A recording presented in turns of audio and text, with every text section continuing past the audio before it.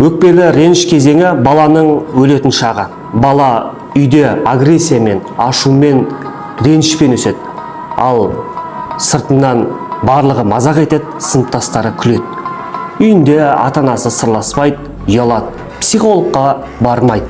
Ол сізде де бар, құрметті ата-ана, мойындаңыз. Ал баланы ұялмай, ерекше талантын көрсетіп, қоғамда өзін еркін ұстау үшін істеу керек.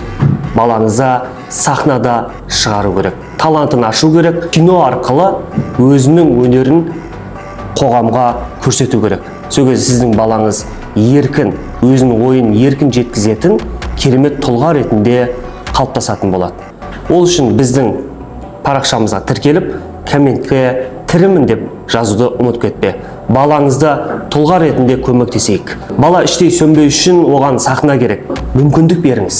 Камера арқылы өзіне сенуді үйренсін. Балаңызды өзіңіз сияқты ренішпен өсіргіңіз келмесе, оған үміт сыйлаңыз.